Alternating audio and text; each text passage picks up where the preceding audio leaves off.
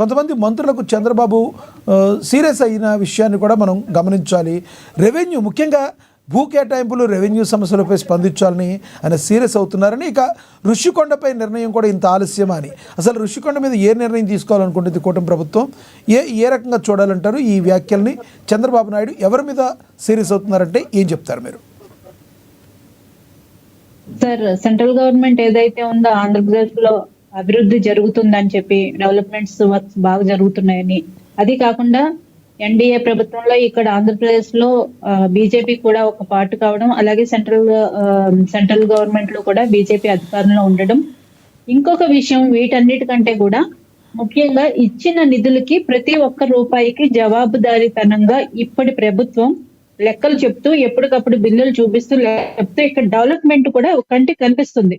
అంటే అక్కడి నుంచి ఒక 100 కోట్లు తీసుకుని వస్తే దానికి తగ్గ పనులు ఇక్కడ జరుగుతున్నాయి. దాని పనులు చేసిన తర్వాత బిల్లులు సబ్మిట్ చేస్తే నిధులు రిలీజ్ చేయడం జరుగుతుంది సార్. కాబట్టి గత ప్రభుత్వంలో కేవలం వచ్చిన ప్రతి పైసా కూడా సంక్షేమానికే వాడేసి అభివృద్ధిని మొత్తం పక్కన పెట్టేసి నిర్లక్ష్యం వహించిన సంగతి మనం చూసాం.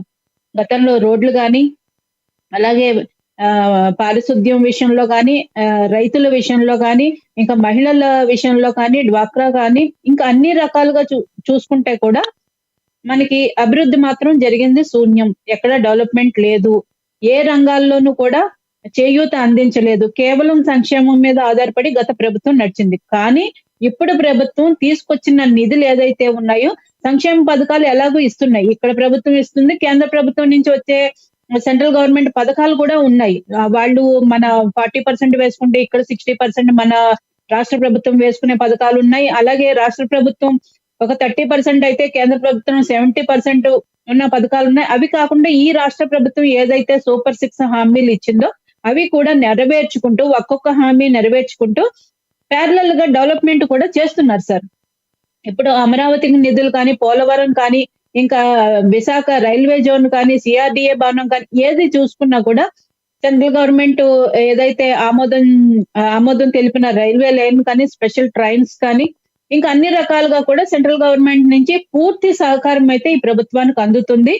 యాజ్ వెల్ యాజ్ ఇక్కడ డెవలప్మెంట్ వర్క్స్ కూడా స్టార్ట్ అయినాయి ఆల్రెడీ. అన్ని అప్ టు డేట్ అక్కడ ప్రధానమంత్రి గారికి చంద్రబాబు నాయుడు గారు వెళ్ళినప్పుడు కానీ, పవన్ కళ్యాణ్ గారు వెళ్ళినప్పుడు కానీ, మిగిలిన ప్రతినిధులు వెళ్ళినప్పుడు కానీ ఆయనకి నివేదిక ఇవ్వడం జరుగుతుంది. ఒకసారి సార్, మనకి ఎవరైనా కూడా విదేశీ పెట్టుబడిదారులు కావచ్చు, కేంద్ర ప్రభుత్వం కావచ్చు, మిగిలిన బ్యాంకులు కావచ్చు, ఏషియన్ డెవలప్మెంట్ బ్యాంక్ అలాంటి బ్యాంకులు కావచ్చు, ఇక్కడ మనం తెచ్చుకున్న డబ్బులకి దానికి తగ్గట్టు అభివృద్ధి చేస్తూ, పనులు జరుగుతూ, బిల్లులు ఇస్తుంటే ఎవరైనా కూడా మనకి అప్పు ఇవ్వడానికి ముందుకు వస్తారు. ఎందుకంటే ఇప్పుడు అమరావతి లాంటి సిటీలు అనుకోండి, అది అమరావతి అనేది ఒక సెల్ఫ్ ఫైనాన్సింగ్. ఒక్కసారి డెవలప్ అయిందంటే అక్కడి నుంచి ఇన్కమ్ జనరేట్ అవుతూనే ఉంటది. ఎప్పటికప్పుడు మనం బ్యాంకులకు వడ్డీలు కానీ, అసలు కానీ తీర్చుకుంటూ పోవచ్చు. అక్కడ కనిపిస్తుంది.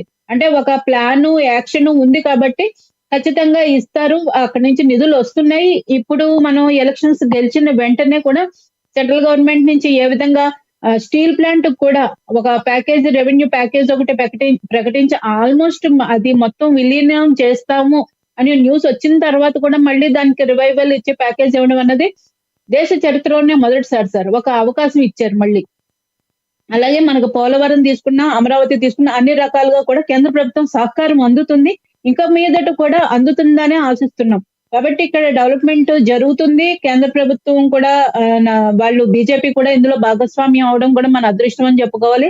అలాగే సెంట్రల్ లో కూడా వాళ్ళ దగ్గర నుంచి పూర్తి సహకారం అన్ని రంగాల్లోనూ మనం చూసాం. జలజీవన్ మిషన్ అనేది లాస్ట్ ఇయర్ కంప్లీట్ అయిపోతే పవన్ కళ్యాణ్ గారు గత ప్రభుత్వంలో ఆ నిధుల్ని సరిగా అసలు సద్వినియోగం చేసుకోలేకపోయాం. ఏదైతే స్టేట్ ఇవ్వాల్సిన మ్యాచింగ్ గ్రాంట్స్ ఉంటాయో అవి కలపకపోవడం వల్ల పూర్తిగా ఆ పథకాన్ని మన రాష్ట్రంలో పక్కన పెట్టేసిన పరిస్థితి. మా రాష్ట్రంలో ఇంకా ఇప్పటికీ కూడా రక్షిత తాగునీరు అందక చాలా మంది బాధపడుతున్నారు. ప్లీజ్ మీరు దయచేసి ఆ పథకాన్ని మళ్ళీ మీరు రివైవ్ చేయండి, మాకు మళ్ళీ కొనసాగించండి అని పవన్ కళ్యాణ్ గారు చేసిన రిక్వెస్ట్ తోటి, అంటే ఒక నిజాయితీ పరుడు ఒక మంచి ఆశయంతో ఒక రిక్వెస్ట్ కేంద్ర ప్రభుత్వం దగ్గరకు తీసుకెళ్తే ఈ రోజు దేశం మొత్తం ఆ పథకాన్ని పునరుద్ధరించారు సార్. అంటే ఒక వ్యక్తి నిర్మలమైన మనసుతోటి ఒక మంచి ఆలోచన చేస్తే మిగిలిన అందరికీ ఎలాగా ఉపయోగపడుతుంది అన్నది ఇప్పుడు మనం ఒక పథకంలో చూసుకోవచ్చు. అలాగే మన పవన్ కళ్యాణ్ గారు తీసుకుంటే కనుక 1,00,000 చెరువులు తవ్వించారు సార్. ఆయన పంచాయతీరాజ్ శాఖ తీసుకున్నాక, పంచాయతీ గ్రామీణాభివృద్ధి శాఖ తీసుకున్నాక 1,00,000 చెరువులు తవ్వించారు. పశువులకి షెడ్లు నిర్మించారు.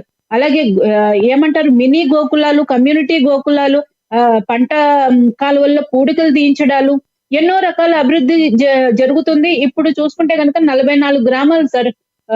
44 గ్రామాలకి ఆహ్, కలుషితమైన నీరు అంటే ఒక బాటిల్‌లో వాటర్ తీసుకుని వెళ్లి అక్కడ చూపించారు సభలో. మొత్తం యెల్లో కలర్ ఒక ఏదో లెమన్ వాటర్